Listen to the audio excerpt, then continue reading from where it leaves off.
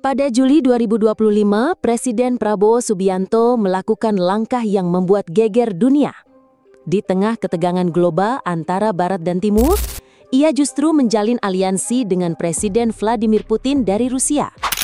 Hasilnya, sebuah kesepakatan mengejutkan. Pembangunan pelabuhan antariksa Rusia di tanah Indonesia. Australia panik, Amerika Serikat murka, dunia kebingungan. Namun, tunggu dulu, ini bukan hanya soal politik dan teknologi. Ada sesuatu yang jauh lebih dalam. Sesuatu yang telah diramalkan 5 abad lalu. Sebuah nubuat dari zaman Majapahit, dari sosok misterius bernama Sabdo Palon yang berkata, "Aku akan kembali setelah 500 tahun, dan Nusantara akan bangkit kembali." Tahun 2025 adalah titik baliknya. Dalam video ini, kita akan membongkar hubungan antara pembangunan spaceport di Biak, strategi geopolitik Indonesia, dan ramalan kuno yang kini terasa semakin nyata. Kita akan bahas, mengapa dunia ketakutan saat Indonesia mulai menguasai langitnya sendiri? Apa yang sebenarnya dibawa Rusia ke Biak? Dan apakah semua ini adalah bagian dari kebangkitan Nusantara yang sudah ditakdirkan sejak zaman leluhur? Jangan anggap ini teori konspirasi. Ini adalah cerita tentang sejarah yang tertunda, langit yang direbut kembali, dan peradaban yang bangkit dari tidur panjangnya. Dan mungkin inilah momen ketika Sabdo Palon benar-benar kembali, bukan dalam wujud manusia, tapi dalam bentuk kesadaran kolektif bangsa. Sebelum kita bedah satu persatu, mari kita panjatkan doa dan harapan untuk negeri ini. Bagi saudara-saudaraku yang muslim, jangan lupa menuliskan sholawat. Semoga doa-doa kita semua terkabul. Tahun 1478 Masehi, Kerajaan Majapahit runtuh secara perlahan. Namun, dalam tradisi spiritual Jawa, keruntuhan ini bukanlah akhir, melainkan awal dari sesuatu yang baru. Seorang penasihat spiritual terakhir Majapahit, Sabdo Palon, mengucapkan kalimat legendaris sebelum menghilang. "Aku akan kembali setelah 500 tahun dan Nusantara akan bangkit kembali." Jika dihitung dari 1478, 500 tahun itu jatuh sekitar tahun 1978 hingga 2025. Kini, kita melihat tanda-tandanya satu persatu. Indonesia kini menjadi rebutan negara-negara besar. Kekayaan alam kita diburu elit global. Dan sekarang, langit Indonesia pun menjadi incaran sebagai gerbang antariksa. Benarkah pembangunan spaceport Rusia di Pulau Biak, Papua adalah bagian dari skenario kebangkitan Nusantara yang dijanjikan dalam ramalan kuno itu? Pulau Biak bukan sembarang tempat. Secara geografis, letaknya yang strategis di dekat garis Khatulistiwa menjadikannya lokasi ideal untuk peluncuran roket orbit rendah dan menengah. Rusia sebenarnya sudah mengincar lokasi ini sejak tahun 2001. Tetapi baru di era Prabowo proposal ini benar-benar diwujudkan. Dalam pertemuan pribadi dengan Putin pada Juli 2025, kedua negara menyepakati proyek bersama. Pembangunan pelabuhan luar angkasa, transfer teknologi peluncuran satelit, dan mungkin juga sistem pertahanan rahasia. Inilah yang membuat Australia dan Amerika Serikat panik. Karena Biak sangat dekat dengan wilayah Pasifik yang selama ini dianggap sebagai halaman belakang pengaruh Barat. Jika Rusia memiliki fasilitas antariksa di sana, peta kekuatan langit antariksa akan berubah. Selama ini, Indonesia dikenal sebagai negara non-blok, netral, dan bagian dari gerakan non-align. Namun di bawah kepemimpinan Prabowo, Indonesia tampak lebih pragmatis dan strategis, tidak memilih Barat atau Timur, tetapi memilih apa yang paling menguntungkan bangsa. Pembangunan spaceport Rusia di Indonesia bukan sekadar urusan teknologi. Ini adalah pernyataan geopolitik. Langit dan antariksa Indonesia bukan lagi ruang kosong, melainkan alat tawar menuju kedaulatan masa depan. Yang menarik, dalam banyak peninggalan budaya kuno Indonesia, langit selalu mendapat tempat istimewa. Dalam tradisi Sunda Wiwitan, langit disebut sebagai Buana Nyungcung, alam tertinggi. Di Bali, ada konsep Triloka, bumi, alam antara, dan langit. Di Kalimantan dan Papua, langit adalah tempat leluhur bersemayam dan sumber kekuatan roh. Kini, langit yang dihormati itu kembali menjadi jalur strategis global. Apakah ini kebetulan?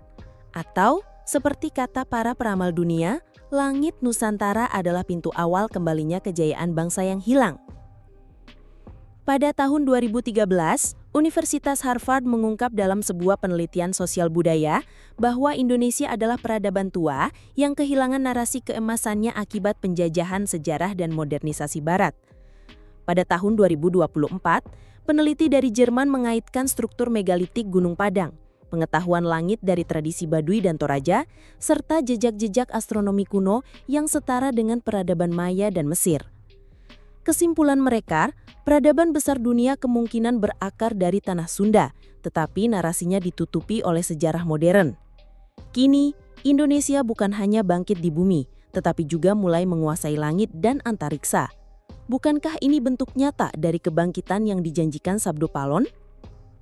Ada pertanyaan besar, mengapa dunia takut Indonesia bangkit? Jawabannya sederhana. Indonesia memiliki segala yang dibutuhkan untuk memimpin masa depan. Energi dari nikel, batu bara, dan uranium, air bersih, oksigen tropis, posisi strategis di Khatulistiwa, dan kini gerbang keluar angkasa. Elit global tahu, jika Indonesia bangkit, hegemoni lama akan runtuh. Jika Nusantara menguasai langitnya sendiri, tak akan ada lagi dominasi drone, satelit asing, atau pengawasan digital. Namun, kita juga harus bertanya, apakah kerjasama dengan Rusia ini benar-benar untuk kedaulatan atau hanya bentuk baru dari kolonialisme modern versi antariksa? Prabowo menyatakan bahwa Indonesia akan memiliki kendali penuh atas jalur orbit dan data satelitnya. Namun, pengamat dari Tokyo dan Canberra mengemukakan opini mengejutkan. Ketika Rusia membangun, apakah Indonesia juga mendapatkan teknologinya atau hanya menjadi tuan rumah yang diam? Kita harus waspada. Jangan sampai kita hanya menjadi penonton di rumah sendiri meski mengenakan baju kebangkitan. Jika rencana ini berjalan, pada tahun 2030, Indonesia akan meluncurkan satelit sendiri dari Biak, memiliki akses observasi cuaca, pertahanan, dan komunikasi mandiri, bahkan mungkin mengarahkan sistem pertahanan orbit seperti negara-negara maju. Bayangkan, anak-anak muda dari Papua, Jawa Barat, atau wilayah lain di Indonesia bisa bekerja di Pusat Antariksa Nusantara, menjadi astronot, teknisi, atau ilmuwan langit dan antariksa. Itu bukan mimpi, tetapi sedang dipersiapkan hari ini.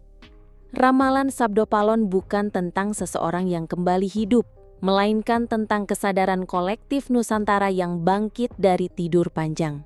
Dulu, kita dipaksa menunduk, menjadi buruh global, menyewa langit kepada negara lain, menonton roket asing di tanah kita sendiri. Kini, kita bangkit, menulis ulang masa depan, memegang kembali langit dan antariksa. Kita adalah bangsa besar yang hanya sempat dilupakan. Langit Nusantara tak lagi kosong. Ia dipertaruhkan, diperebutkan, dan kini mulai kembali ke tangan bangsa yang pernah menguasainya 5 abad lalu. Ramalan Sabdo Palon mungkin bukan sekadar legenda, tetapi sandi dan pertanda spiritual yang mengingatkan kita, bersiaplah.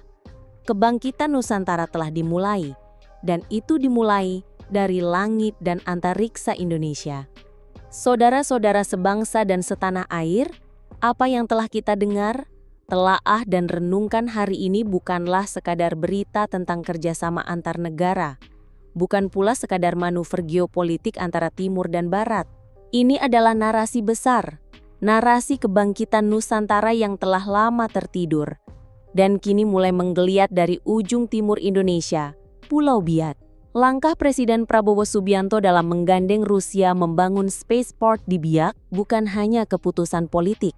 Ia adalah simbol, pertanda, bahkan bisa jadi jawaban atas nubuat ratusan tahun lalu yang diucapkan oleh Sabdo Palon. Sebuah peringatan bahwa suatu saat, bangsa ini akan bangkit kembali, bukan hanya di bumi, tapi hingga menjangkau langit. Dari tanah yang dulu dipandang sebelah mata, dari negeri yang dijajah silih berganti, dari rakyat yang dipaksa tunduk dan diam, kini berdiri sebuah bangsa yang siap menatap antariksa dengan kepala tegak. Langit Nusantara bukan lagi ruang kosong yang bebas dimanfaatkan oleh siapa saja.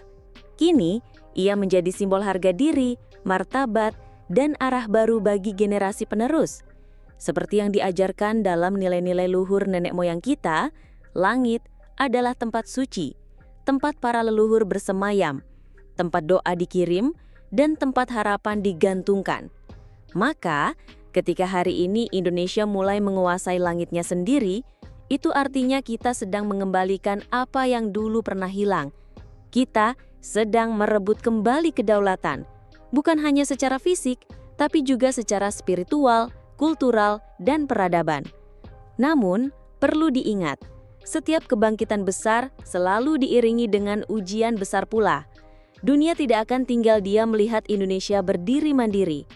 Hegemoni lama akan terguncang, kepentingan global akan merasa terancam, dan narasi lama yang menempatkan kita sebagai anak tangga peradaban akan mencoba dilanggengkan kembali dengan cara yang lebih halus. Teknologi, kerjasama, bantuan, bahkan penjajahan digital. Oleh karena itu, bangsa ini harus cerdas. Kerjasama boleh, terbuka harus, tetapi kedaulatan tidak boleh dijual dalam bentuk apapun. Kita boleh bersahabat dengan Rusia, Amerika, Cina, atau siapapun.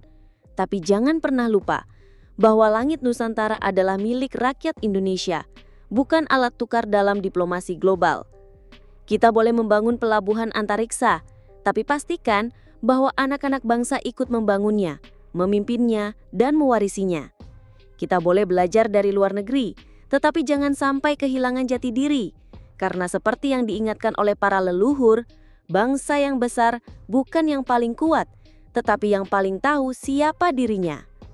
Ramalan Sabdo Palon mungkin terdengar seperti mitos bagi sebagian orang, tapi dalam mitos tersimpan memori kolektif, identitas kultural, dan semangat perjuangan yang tak bisa diremehkan. Aku akan kembali setelah 500 tahun adalah suara arketipal yang menuntun kesadaran kita untuk melihat bahwa setiap kejadian hari ini tidak pernah terjadi secara kebetulan. Bahwa sejarah berulang, bahwa kejayaan yang hilang pasti bisa ditemukan kembali jika kita percaya dan bekerja untuk itu. Kini kita ada di masa itu, masa transisi. Masa ketika Nusantara tidak lagi hanya menjadi penonton, tetapi mulai menulis ulang perannya dalam sejarah dunia.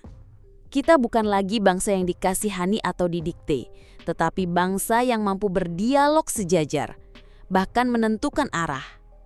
Dan semuanya dimulai dari langit. Biarlah dunia heran, biarlah negara-negara besar bingung, dan biarlah para pengamat kebijakan terus berspekulasi. Yang penting, kita tahu satu hal, bahwa masa depan itu sedang kita ukir sendiri. Dengan tangan kita, dengan teknologi kita, dengan doa dan semangat leluhur kita. Dan kelak, ketika satelit pertama kita meluncur dari Biak, saat anak-anak muda Papua mengendalikan roket dari pusat antariksa Nusantara, saat langit ini kembali penuh dengan harapan bangsa sendiri, saat itulah kita bisa mengatakan dengan lantang, Sabdo Palon, kami tidak lupa. Janjimu telah kami penuhi. Nusantara telah bangkit kembali. Surodirjoyo ningrat, lebur dening pangastuti. Majulah bangsaku, gagahlah langitmu. Wassalamualaikum warahmatullahi wabarakatuh.